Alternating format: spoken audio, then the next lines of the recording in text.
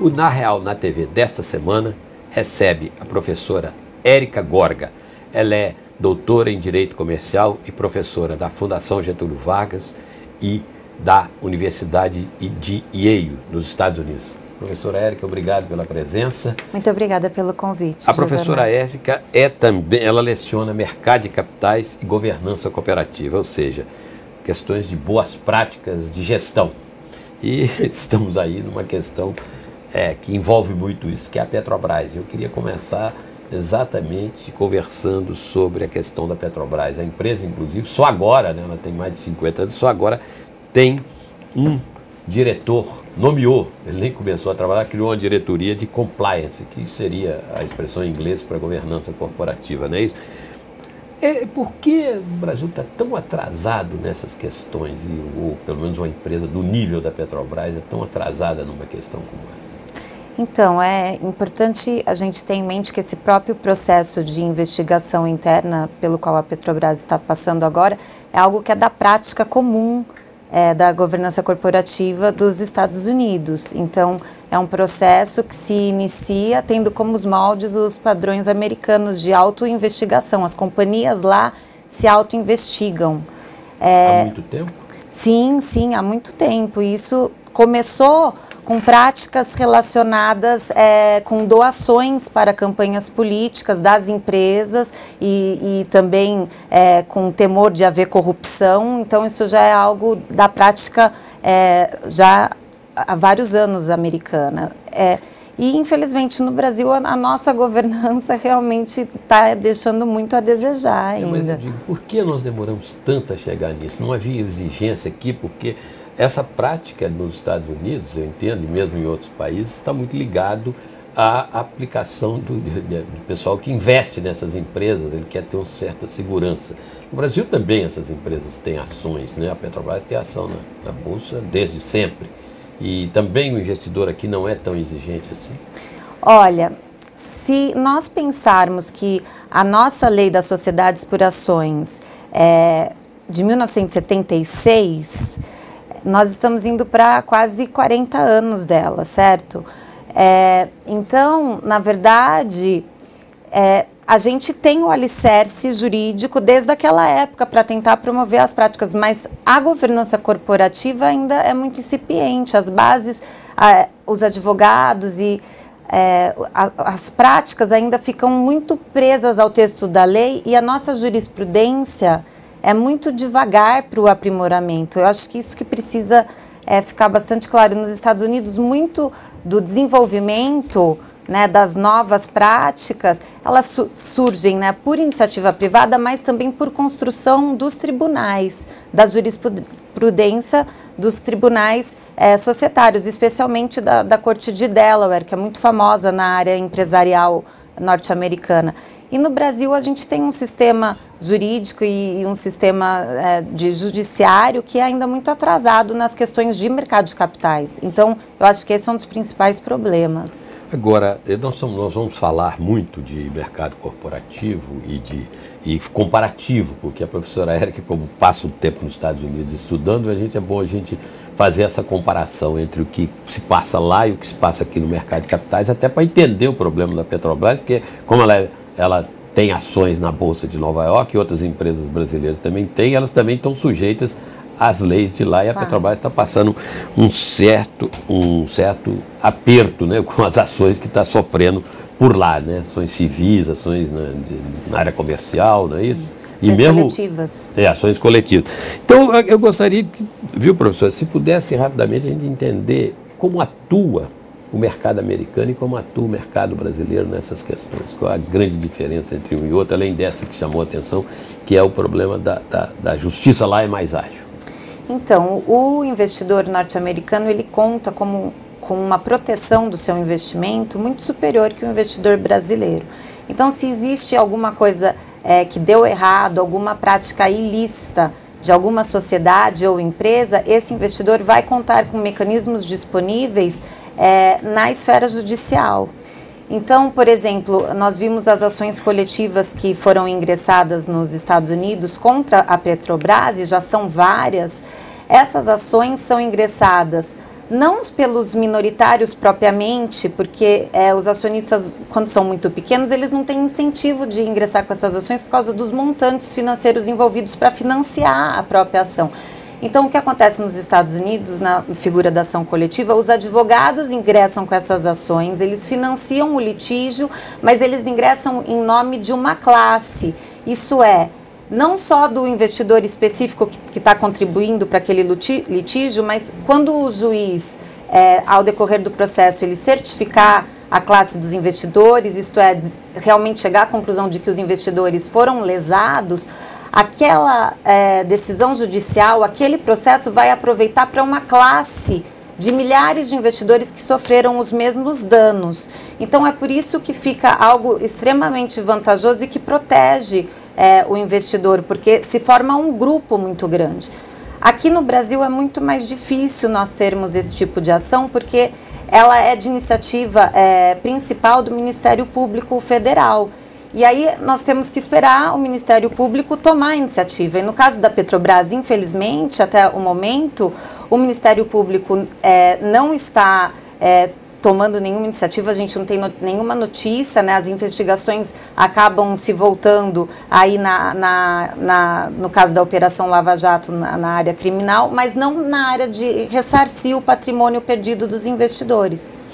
Então, a gente pode dizer que o acionista minoritário no Brasil está praticamente desprotegido, e não diria que não é só o caso das estatais, não pegaria apenas o caso Petrobras, além das estatais, que costumam ser o problema, né? Quando a Eletrobras for olhada mais profundamente, também haverá problemas e tudo, mas também no caso de empresas privadas, né? Sim, nós não temos uma tradição de proteger o investidor brasileiro. Quer dizer, casos que já aconteceram no passado, eu posso citar duas empresas envolvidas em ações coletivas nos Estados Unidos, Aracruz Celulose S.A. e a própria Sadia S.A., que depois, enfim, juntamente com a Perdigão, se transformou na BR Foods. Essas empresas foram processadas por investidores norte-americanos que receberam indenização dos Estados Unidos por perdas financeiras durante a crise financeira, mas no Brasil, o investidor brasileiro que perdeu da mesma forma não obteve reparação.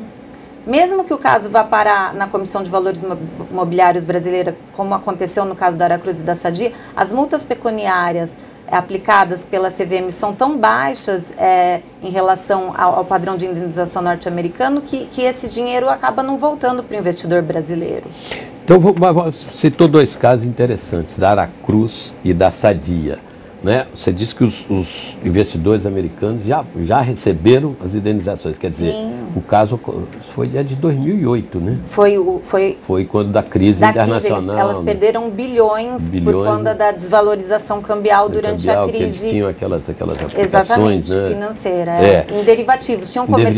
Tinham investido em derivativos e não tinham divulgado ao mercado que estavam negociando esses títulos que são muito voláteis. Quer dizer, os processos lá correram relativamente rápidos. E no Brasil, só para a gente saber, há algum processo? Na esfera civil, nós não tivemos nenhum processo no Brasil relativo a essas duas companhias. O que a gente teve foi uma investigação na CVM, que até gerou processo, né, na área administrativa, mas, enfim, houve condenações e houve termo de compromisso, mas os valores pagos são irrisórios, até porque a gente tem um problema na lei, José Márcio, acho que é interessante citar isso, que a nossa lei ela limita o teto da multa que a CVM pode aplicar. O que não acontece, hoje o teto é em torno de R$500 mil para infrações que podem envolver bilhões de reais. Então, nos Estados Unidos isso não existe um limite para o regulador aplicar uma multa e nem seria desejável que existisse, porque se o ilícito, né, se a fraude, a corrupção e tudo pode chegar em valores de bilhões, como é que você vai multar depois o indivíduo, né, numa infinitésima, né? Sim, as empresas foram multadas aqui embaixo e tal, mas quer dizer que o investidor nessas empresas ficou a ver navios. Ficou a ver navios, não recebeu nada. A gente não tem a tradição da ação civil pública na área do mercado de capitais. Apesar que existe o regulamento, o Ministério Público poderia fazer uso, mas pouquíssimos casos, para não dizer inexistentes, são pouquíssimos casos. Agora, você diria, então, vamos usar uma questão, a gente vai voltar a isso, mas esse ponto é interessante. Você vê o Ministério Público, você diz, ele age pouco, né, digamos. Pouco. Você acha que por falta de hábito, porque essa é uma coisa nova, e por isso mesmo ele está despreparado, ou seja, o Ministério Público não está preparado para essas questões? Eu acho que você citou um fator muito importante, que é a questão da expertise e da especialidade dos membros do Ministério Público. É por uma questão da própria formação jurídica, né? Nossa, acho que existe uma deficiência de formar advogados no Brasil na área empresarial e os componentes do Ministério Público atuam muito mais na área pública, muito mais na esfera criminal, então não se sentem confortáveis e não têm realmente a especialidade necessária para atuar na área de mercado de capitais de crime financeiro. Por outro lado, a gente tem um convênio desde 2008 entre a CVM e o Ministério Público, e quer dizer, muito recente, portanto, desde 2008, em que eles tomam ações conjuntas para tentar proteger o investidor minoritário no mercado de capitais, mas mesmo assim foram pouquíssimos casos e, na minha opinião pessoal, eu acho que esse convênio é uma faca de dois gumes. Enquanto ele poderia incentivar as ações civil públicas, por outro lado, ele acaba, na prática, desincentivando na medida em que o Ministério Público e a CVM acabam entrando em acordo e aplicando essas multas na esfera administrativa de valores irrisórios e, por conta disso, decidem não processar as companhias como se tivesse resolvido tudo na área administrativa. E, de novo, o investidor brasileiro fica sem o mecanismo de reparação civil na esfera de ressarcimento do patrimônio, né, do investimento realizado. Tá, então vamos fazer uma outra comparação que é interessante. São os chamados xerifes do mercado de capitais, aqui e lá. Aqui nós temos a CVM, a Comissão de Valores Mobiliários, e lá você tem a SEC, né, que é muito mais antiga que a CVM. A CVM do Brasil tem o quê? 30 anos, um pouco mais que isso, né? Que ela foi criada depois da lei das SA e um pouco depois, né? Mais ou menos na mesma época. E a SEC é muito mais antiga. Qual a diferença, não de idade, mas a diferença entre a atuação e o campo de ação das duas? Eu acho que existe uma diferença, né, a contar do tamanho do pessoal, do orçamento. Do preparo também. Do preparo das pessoas.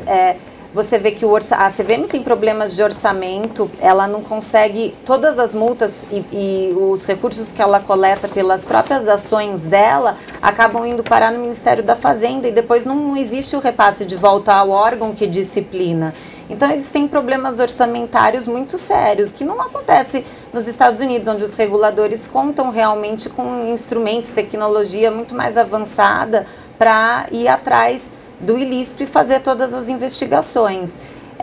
E eu acho que não é um problema também só orçamentário, existe um problema de cultura, né? Eu acho que o brasileiro, né, a sociedade brasileira tem uma maior condescendência, principalmente com questões relacionadas a crime de colarinho branco, né, na área financeira, área de mercado de capitais. E o americano não, ele tem realmente uma cultura de ir atrás dos culpados e realmente fazer valer o que está na lei.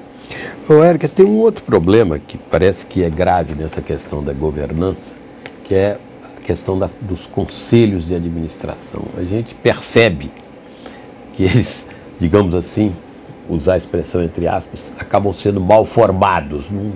Normalmente têm sido mal formados, principalmente na área de estatais, onde é óbvio que basta olhar algumas delas aí que poderia citar, que são formados quase que politicamente, com interesses muito mais políticos, ou de políticos governamentais, ou de políticos de um modo geral. Como resolver isso? Porque isso no minoritário, por exemplo, da verdade, ele praticamente não é representado em muitos conselhos.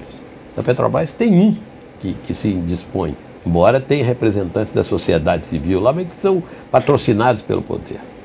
Eu acho que são dois fatores principais.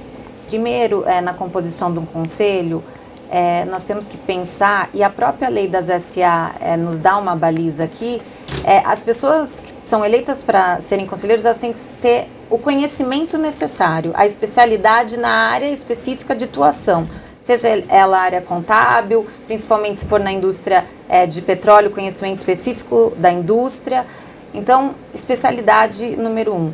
Número 2 é independência. Esse é um fator que, principalmente no mundo hoje em dia, e é claro, nos Estados Unidos, foi um dos países propulsores desse movimento em prol da independência, é um dos fatores hoje em dia que é levado em conta no judiciário para saber se uma decisão é legítima ou não. Saber se o conselheiro que tomou a decisão, ele era independente, ele poderia exercer o seu juízo de valor e tomar uma decisão de maneira independente e não cooptada. Isso é algo que não se discute no Brasil. Pelo contrário, a gente olha para o Conselho de Administração da Petrobras e com toda essa questão do emparelhamento pelo governo, né, a gente sabe que tem membros, né, que não necessariamente vão ter a especialidade e a independência necessárias. Então, acho que esse é um grande problema da governança corporativa brasileira. Muito na estatal, mas no setor privado também isso aparece, né? Também, que você vê a falta de independência. Os proprietários saem do conselho. Sim, e vão para o conselho de administração. Isso não é uma... Exatamente, não é um porque conflito, a independência tem que ser em relação ao acionista controlador, que é aquele que detém o maior número de ações da companhia. No caso da Petrobras é a União, mas no caso de uma empresa privada é um acionista controlador qualquer, que pode eventualmente ser até uma família, uma pessoa física. Então, esse conselheiro ele tem que ter um grau de independência, né? E o controlador brasileiro não, ele quer colocar os membros da família no conselho. Então, você vê que por aí já fica difícil administrar uma empresa sem ter conflito de interesses. Ele vai ter conflito de interesses o tempo inteiro, né? E o minoritário, o investidor que coloca o capital em risco, fica desguarnecido. Nós podemos citar o caso da Sadia, que o conselho era formado por sócios, né? Exatamente. Por controladores, né? Membros da família, tradicionalmente. Agora, não dá para fazer comparação com os Estados Unidos, porque lá nós não temos estatais, mas fazer uma comparação no Brasil, a comparação entre a governança das empresas estatais e a governança nas empresas privadas no Brasil. Há uma grande diferença de umas para as outras? Olha, eu diria que relativamente falando, na área privada, a governança das empresas brasileiras acho que é um pouquinho melhor do que na área estatal, mas as duas, a meu ver, andam muito mal. Acho que teria espaço para se aprimorar muito, principalmente em relação à governança das empresas de economia mista, né, das empresas consideradas estatais aí, e das empresas privadas também. A gente tem muito o que fazer, né? Principalmente promovendo independência, promovendo especialidade,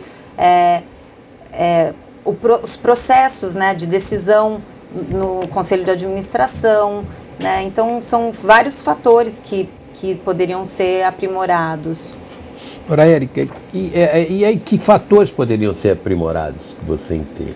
Então, eu acho assim, que quando vai haver uma tomada de decisão do Conselho envolvendo uma questão de conflito de interesses, vou te dar um exemplo de como uma interpretação da nossa lei atrapalha a prática negocial. A gente tem um dispositivo na lei que diz que o acionista ou o administrador que está em conflito de interesses com uma determinada decisão, porque ele vai se beneficiar dessa decisão, nem que seja indiretamente, a lei diz que ele deveria não exercer o voto.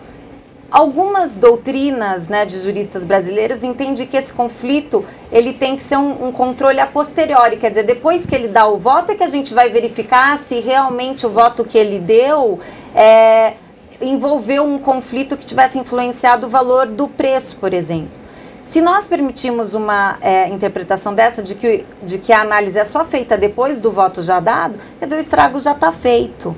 Então, acho que isso mostra como uma interpretação de um dispositivo que existe na lei, ele pode ser utilizado de maneira desfavorável ao interesse dos investidores. Quer dizer, a interpretação moderna, né, em todos os países que têm um direito um pouco mais avançado de mercado de capitais, é que essa análise tem que ser feita antes. Se o sujeito tem conflito de interesse, seja no Conselho de Administração da Petrobras, ele não deve nem votar. Então, por exemplo, vou dar um exemplo daquela questão lá do caso de Pasadena, né? Exatamente. Então, naquela situação onde a gente tem pessoas que pudessem eventualmente serem favorecidas com uma determinada negociação ou outra, você se espera que ela nem venha a votar na decisão. E aí, essa postura que o judiciário, por exemplo, da Corte de Delaware nos Estados Unidos toma com relação principalmente às empresas que têm acionista controlador claro. Então, isso é algo que precisa ser aprimorado no Brasil. A gente tem que averiguar os conflitos de interesse anteriormente à tomada da decisão em si e impedir que essas pessoas votem. Agora, Érica, é óbvio que as decisões, muitas decisões e questões discutidas num conselho de administração devem ser sigilosas, porque fazem parte da estratégia da companhia. Mas você não acha que deveria haver um pouco mais de transparência nessas discussões dos conselhos, nas decisões, informações mais abertas? Então, esse é um outro ponto relevante. Nós sabemos da prática de conselhos que em muitas empresas, por exemplo, há uma relutância em se fazer atas das reuniões dos conselhos, né, na prática, enquanto que, na realidade, a ata da reunião do conselho é algo que deveria ser feito em toda a reunião. Por quê? Porque se existe um problema posterior, né, sobre uma decisão tomada, alguém vai contestar na justiça, gerou prejuízo a acionistas minoritários ou outros investidores, você pode, na verdade, recapitular o que aconteceu naquela reunião e ver quem foi que votou a favor do quê, quem votou contra, quais foram os termos que foram apresentados e discutidos naquela reunião. Acho que esse ponto, José Márcio, é muito importante, porque é um dos fatores que as cortes americanas utilizam para realmente verificar se a decisão foi tomada de maneira correta, que é o processo da decisão. Então, verificar se houve, por exemplo, negociação, discussão, falou-se do preço, houve apresentação de opinião de auditores independentes. São coisas que no Brasil nós temos até dificuldade de fazer, porque a princípio não se tem como certo de que vai haver uma ata da reunião desse conselho. E lá tem ata? Lá obrigatoriamente. Enfim, todas as reuniões têm atas e têm e-mails, e eles têm um sistema de processo civil que checa, né, é capaz de pegar todos os e-mails e as comunicações do membro do conselho, até as agendas, para saber com quem que o fulano conversou, no telefone ou não, antes de tomar uma decisão, para saber o final, né? Acho que o ponto mais importante que se tenta identificar é se a decisão foi tomada de maneira independente ou se houve uma influência que poderia gerar uma decisão capturada, né, em prol de algum interesse que não seja o melhor interesse da companhia. Tá certo, Érica, para encerrar, sobre a Petrobras, além de ter que pagar e possivelmente pagar indenizações aos investidores americanos, que risco a companhia corre lá? De ter até as suas ações suspensas na Bolsa?